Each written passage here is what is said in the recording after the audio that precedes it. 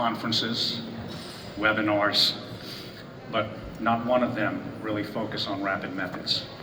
And rapid method implementation for the new Annex 1 is probably the #1 promoter of rapid method implementation that I've seen over many, many years. But to have this conversation, we need to remember what we're doing now, what most labs around the world are working with. Growth-based methods for environmental monitoring. All of the limits, all of the results are based on the CFU, the colony forming unit. Very long incubation times to get a result. Our results don't come out until long after we have completed a campaign or a shift. We normally do not have any information on the control of microorganisms during manufacturing throughout the entire campaign. Maybe we do a beginning, middle, and end of a shift or a campaign sample. That doesn't tell us about continuous control from a microbiological perspective. Also, in controlled and classified areas where we do our manufacturing of sterile drugs, we expect no microorganisms to be present, or very low levels. And most growth-based methods will not detect or count those organisms that are present. So now we have the new Annex 1 revision. And there are certain sections that promote the use of rapid and alternative methods. For example, in section 2.1, there was the promotion of rapid methods for continuous environmental monitoring. And the reason for doing so is that now we have some information about potential contaminants during manufacturing that could get into the process and the product. In section 9.28, methods other than the conventional environmental monitoring methods, such as rapid methods, may be used so that we have a quick read on potential contamination, and these may be adopted after they have been shown to be as good or not worse than the existing methods that we use today. Other sections do talk about ATMPs, cell and gene therapy, other short shelf life products that would require the use of rapid methods. And these should be considered, obviously, after they've been appropriately validated.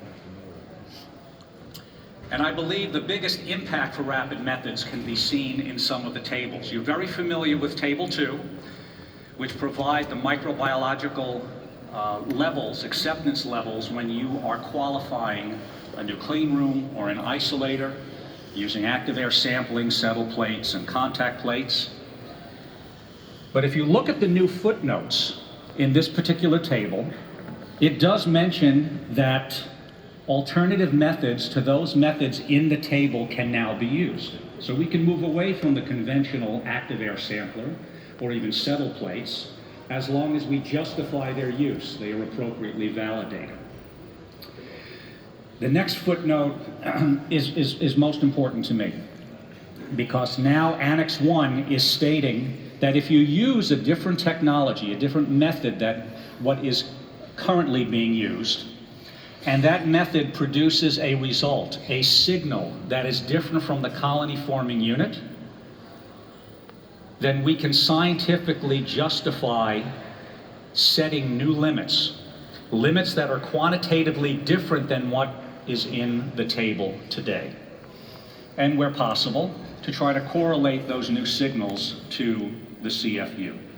There's another table, Table 6, which tells us what the acceptable micro levels should be during routine manufacturing.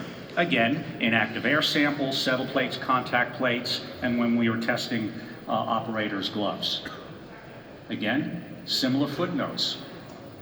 Footnote number 1 states that you can consider the use of other methods than the conventional methods that are stated in that table, as long as they are appropriately validated.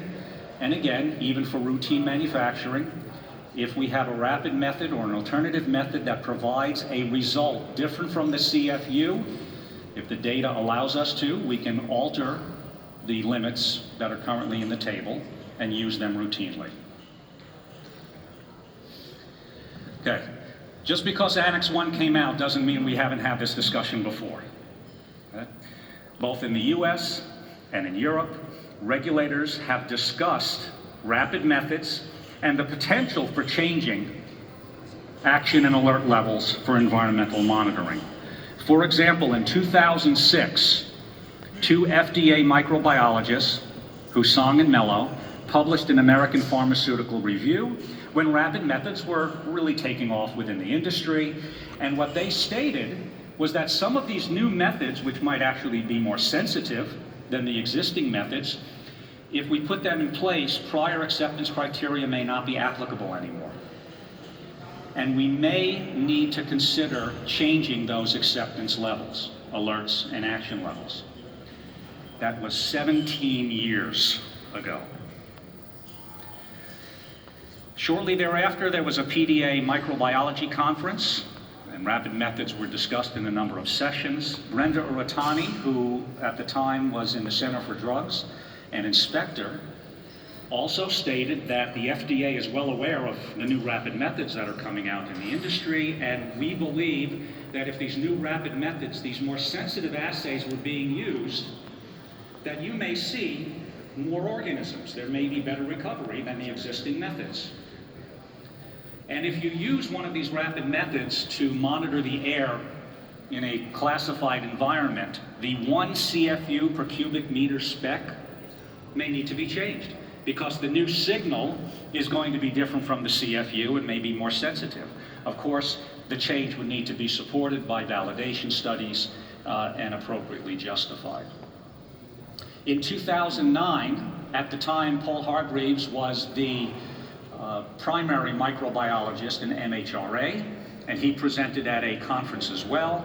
He stated, for environmental monitoring, most of the time, you're not going to recover microorganisms on the agar plates we used, because they're stressed, they're damaged, and growth-based methods are just not that robust in detecting those types of microorganisms.